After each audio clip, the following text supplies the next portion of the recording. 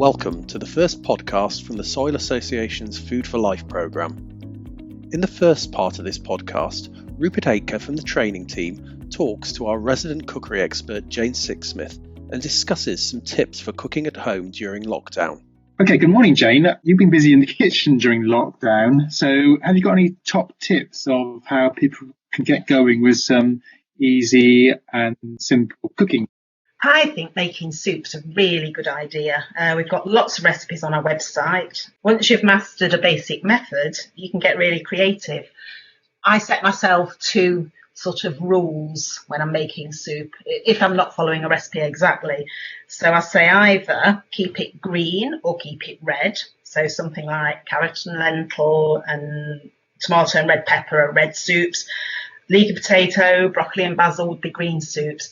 If you mix ingredients up, it all looks a bit brown and not very appetizing. So it's just a silly rule that I have, but it works. And my second one is think about, make it flavoursome. Add some extra herbs, some spices, a bit of lemon juice or a bit of vinegar if it needs a bit of oomph. And to use up what's in the fridge. If you've got loads of carrots, then it's carrot soup day. If you've got some beetroot, well, maybe you could try beetroot soup and go a bit Hungarian. And you can also get children involved in cooking soup. There's lots of things for them to do: tearing herbs, snapping broccoli, ripping leeks into strips to go into the soup, and then you've got lunch made and everybody's been kept happy. That sounds great. So what happens if I go to my fridge and I've got my recipe and I can't find some of the ingredients which are on the list? Are there things you can swap over?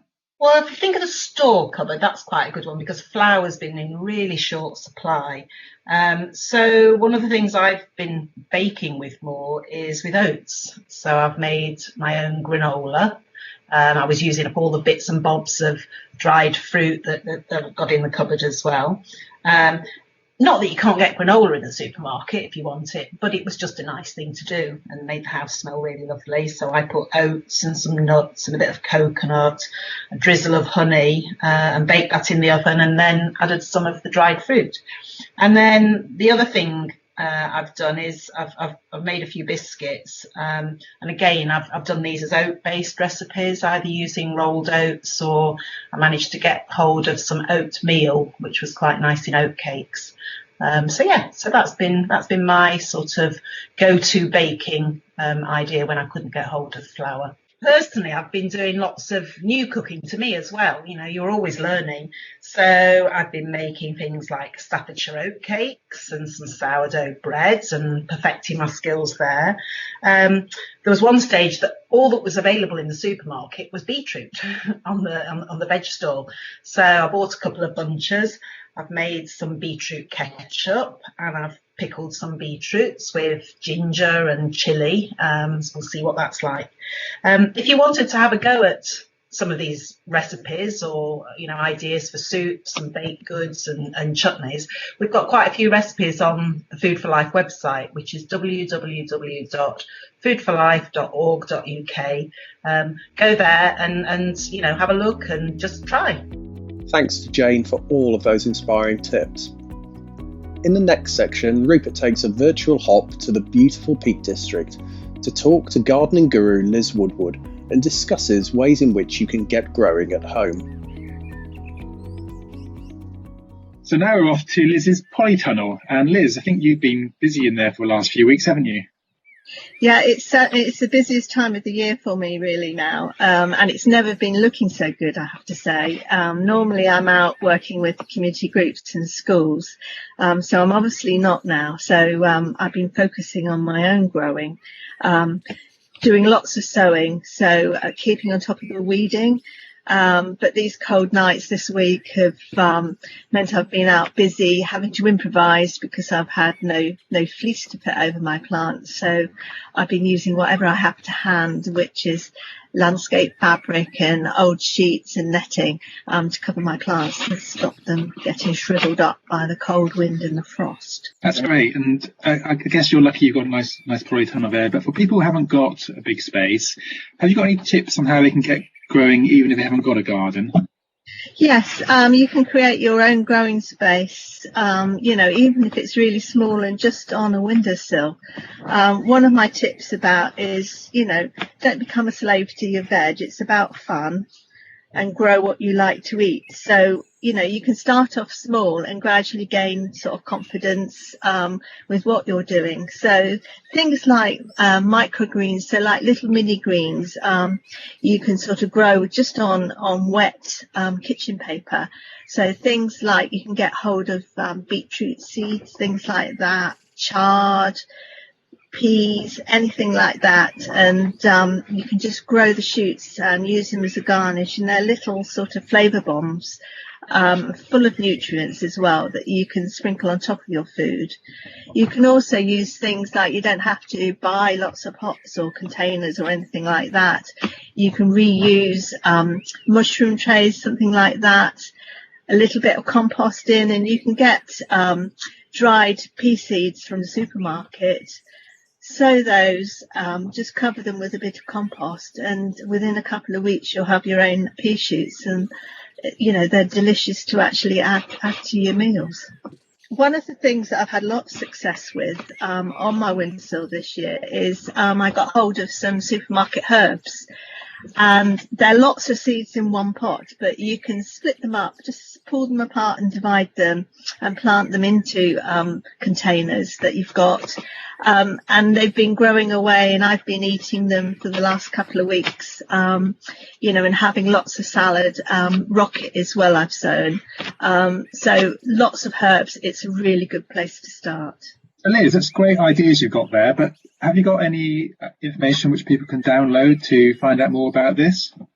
Yep, if you're new to growing, there's lots of information and resources out there to, get that little bit of inspiration from and that little bit of confidence from. So if you look at the Food for Life website, if you're registered with Food for Life, you can access lots of resources there.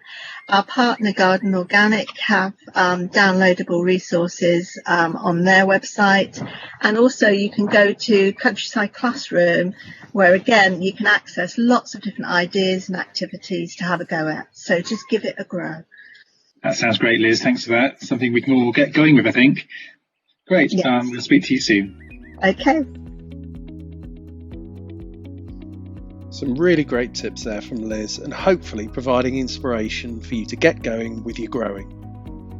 In the next part of the podcast, Rupert talks to myself, Will Markham, about Food for Life's online training courses.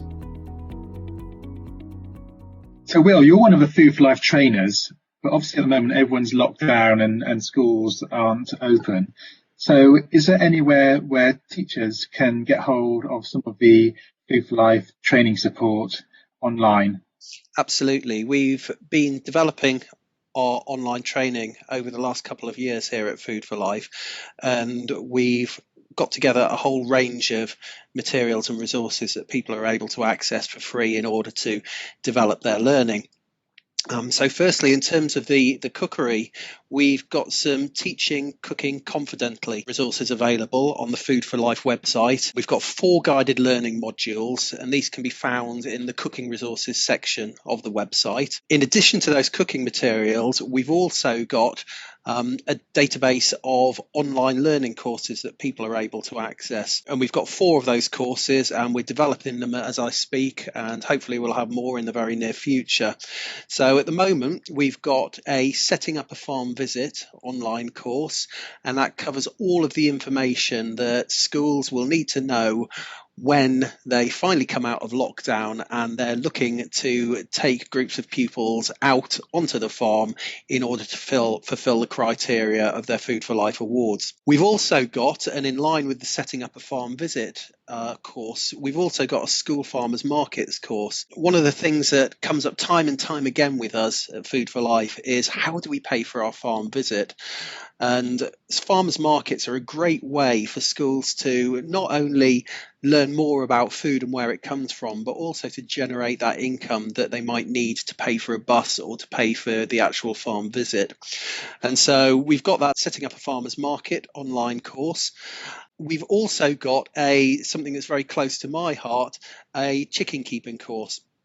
And that course covers all of the aspects that you need to think about when either getting chickens at home or chickens in your school. And it covers chicken welfare, chicken breeds, chicken feed, chicken health, and the health and safety aspects as well. We've also got a Get Growing course as well, and that looks at different ways that you can get growing simply and easily, and some very, very easy introductory basic activities that you can look at getting people involved with if you want to think about getting started with growing. That's great, Will, and it sounds like lots of opportunity for people to get some professional development during this strange time of lockdown. Is there an email people can use to contact you about this? Absolutely, yeah. If anybody is interested in doing any of these online courses, they can email the Food for Life information email, and that's ffl@foodforlife.org.uk. And you'll also find that contact email address on the bottom of the Food for Life website.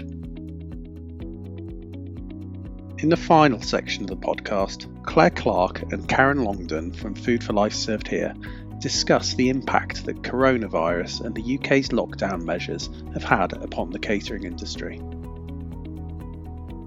Caterers have been hugely impacted by COVID-19. Schools are running at a much reduced capacity whilst hospitals are working full steam ahead. Workplaces, visitor attractions and university cafes are all closed. I'm with Karen Longdon, National Development Manager at Food for Life. Karen, can you tell us a little bit about how school caterers are coping with COVID-19 and the services that they're offering? Yeah, sure. I think one thing that we found is it's the picture across the country is very much the same. Schools are expecting caterers to meet their demands, and caterers are really rising to the challenge. After the initial closure of schools and then schools opening for key workers, caterers really rallied around to try and do the best they could. We know that a lot of schools have opted for the voucher system, which hasn't been without its problems, and things for caterers change daily. So we know that the majority of caterers are doing a little bit of everything. So they might be providing hot food in a school that's open for key workers, children. They're definitely doing packed lunches. Some are doing hampers and food parcels. Others have hub kitchens whereby schools are coming to pick up food for their key worker children and in free school meals. So there's lots and lots going on out there. And I think caterers have really sort of settled down and done the best. And now they're all trying to think about how things are going to work when the schools are reopening, possibly in June. So that's the new anxiety that we're getting from caterers, is really thinking about how that's going to work. And the majority of sites are still closed at the moment. Most schools have opted for one school being open in that area with key worker children going there. And we know that a lot of catering staff have been put on furlough and quite a lot are still self-isolating. So it's a challenge to be able to reopen and run kitchens, especially keeping the social distance measures in place. But yeah, it's going to be an interesting time and we're here to offer as much support as we can. Can you share a good news story? There's so many amazing things going on, and it's been in such a short period of time. Caterers have had to react so quickly to the situation, and the stories that we're getting are just amazing. We've got caterers that have been sending out food hampers with suggested recipes in there, and really trying to think how parents can make the most of the £15 vouchers. So sending recipes out to parents that aren't necessarily having a school meal or a packed lunch. We've also got caterers that have been providing services to schools that aren't within their contract. So we might have private caterers where the contract caterers where the staff have gone on furlough, or an in-house school where the cook can't get in there, and caterers have been stepping up to the mark and providing a service for those. We've got examples of caterers where they've been baking flapjacks for the local hospital and sending them out. So that's really lovely. Just all sorts of really fantastic things going on. It's good to hear. And it's great that cooks and caterers are finally being recognised as key workers. Yes, definitely. Although I don't think they get the recognition they deserve. We hear a lot about, rightly so, the NHS workers and the workers in the care sectors, talking about teachers going back in from June, all sorts. Everybody gets mentioned, but I do think that sometimes school caterers are a sort of a forgotten brigade, if you will. But they're just amazing, and all of them just want to provide the very best for the children that they feed. So yeah, I do think it's great that they've been recognised as key workers, but I think that could go further. Yes, certainly. What are the Soil Association doing to support caterers at this time? It's really hard to think of the best way that we can support school cooks and caterers, but we've set up a group on social media that's there as to sort of let cooks and caterers really try and talk to each other and get advice and help from each other, and that's been going really well, with lots of members on there now, and they're all sharing stories, which is great, and supporting each other. We've also looked at how we can meet needs around continuation of the Food for Life Served Here award, and we're getting feedback that from some caterers that they want things to carry on and they want to be recognised, that even in the challenging times they're providing food that meets our standards. So we've developed a process of remote inspections, and we've carried out 2 at the moment, and the feedback on them has been really good.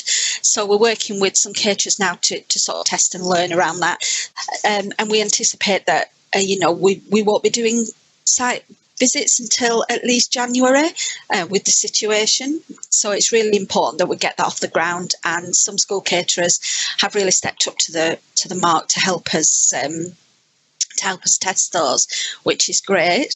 Our policy team have been working really hard to ensure that the message coming out is that schools should use their catering services and get food to those that really need it the most, instead of just opting for the vouchers, and that message has been going out loud and clear, and our policy team on a wider level are really championing school caterers. Tell us a little bit about how people are keeping morale up for staff that are perhaps not working at the moment. A lot of staff have either been furloughed or just aren't working, or self-isolating, or just aren't needed at the moment. We know that where caterers can, they've been doing a rota system so that they're not relying on the same staff all of the time. So that's been working well, I think, but it is really difficult, and we've pulled together a list of we were asked about online training that's available, and maybe for free, so we've pulled together a list of training that's available, looking at things like allergen and hygiene training, all that can be done online. So we've pulled together a list of that, and we've also had quite a few requests for our Food for Life Served Here training. Some caterers have taken up on that and seen it as an opportunity to develop their staff while they've got some time to actually concentrate on that area. So that's been great. It's really good, and we've got it on special offer at the moment. We launched it sort of at the beginning of this year, and it's been really popular, and so we've kept the launch price going for a little bit longer, just to offer some financial support, really.